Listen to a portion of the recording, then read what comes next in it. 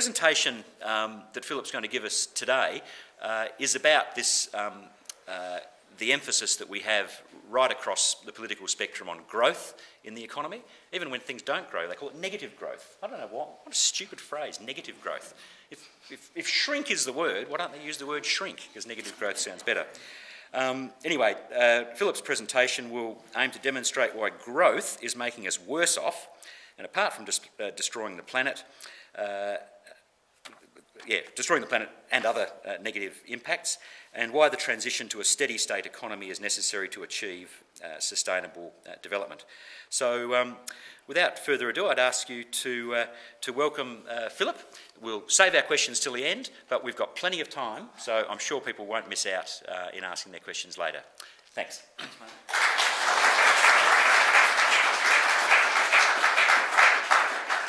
Okay, thanks very much, Mark and Diane, for inviting me along to give my presentation today. I guess Mark has already touched on a few of the things that I'll be talking about, but my main aim to begin with is to look at some of the conceptual issues associated with the growth economy versus a steady state economy, and I'm going to then put up some empirical evidence to support the notion of a steady state economy. Now, for a lot of people, they're probably not familiar with the idea of a steady state economy. Basically, the steady state economy is a non-growing economy. So we're talking about an economy that no longer physically grows. It can qualitatively improve, so it can get better. So we can be made better off by improving what exists within the economy and how we go about producing and maintaining the stock of wealth and so on. But it's not about increasing the physical scale of the economy.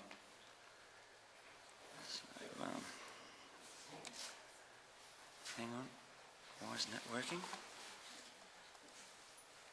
All right. So to begin with, here we go. Just talk briefly about the different views of the world, and this is, I guess, what you might call a very simplified way of looking at things, but the mainstream view of the world basically views the economy, society and the environment as separate and independent systems. There might be some tenuous sort of link between the systems, but to a large extent, sustainable development, which might be sustaining what you can do over time and improving what you do over time, generally in the mainstream sort of position involves some sort of false trade-offs. So if you do something to benefit the environment, it's going to do something that's not good for the economy. So there's some sort of trade-off. We need some balance between the environment and economy. And of course, there's no balance at all. What's good for the environment is in fact good for the economy. So it entertains the idea of economic, social and ecological sustainability. Now, this is a little bit more controversial. I'm actually going to argue that there's really only one sustainability that matters, that's ecological sustainability. It's the sustainability bottom line. But the general view is that the economy can grow indefinitely, and the continued growth of the economy is both sustainable, so it can be sustained forever, and it's desirable, makes us better off. Of course, then there was the Brundtland Report, 1987. And the general view here, how did that come up? Can I just get rid of that? Was again that the economy, society, environment were sort of separate systems, but there was greater linkages between these three systems. And we're talking here about exchange of matter and energy and information and so on. But it still entertained the idea of economic, social and ecological sustainability. To some extent still involved trade-offs between environment and economy, and it still continued growth of the economy as both sustainable and desirable.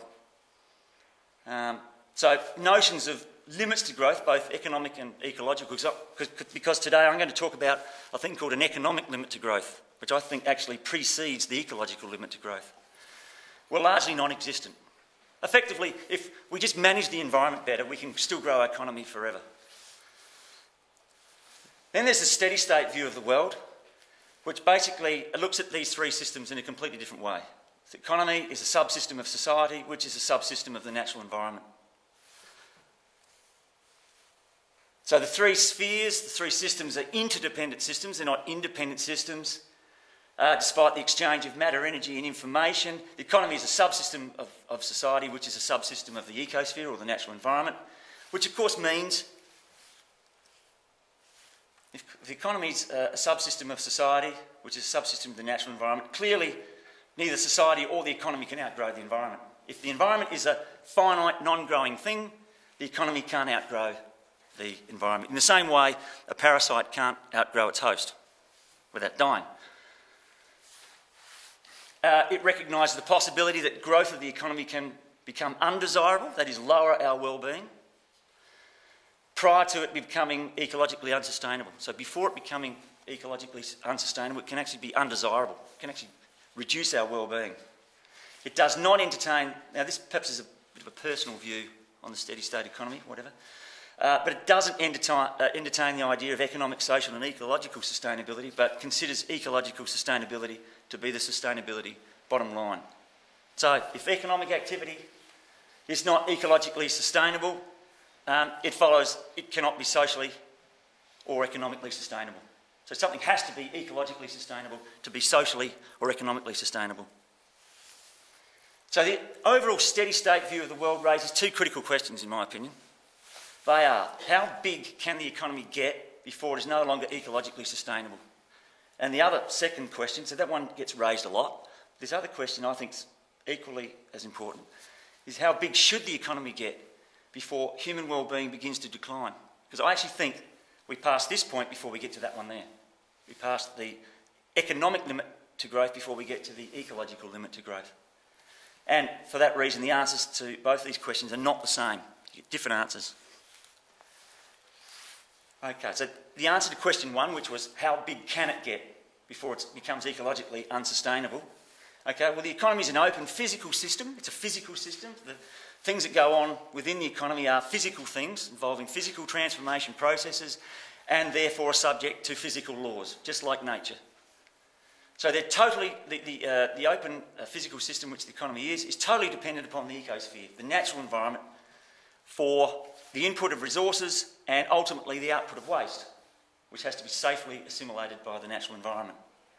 Clearly it cannot outgrow the ecosphere, the economy, so for the moment I'm just ignoring society, I'm just focusing on economy and environment, in the same way, as I mentioned before, that a parasite cannot outgrow its host. So clearly it can't get bigger than the natural environment. From the point of view of a steady-state economy, which is a non-growing economy, we still need this throughput of matter and energy, which is the input of resources, useful resources, and eventually the output of waste. We still need, so that's basically the throughput, going in from the environment to the economy and back out to the environment as waste. We still need this, even if we're not growing this thing called the economy.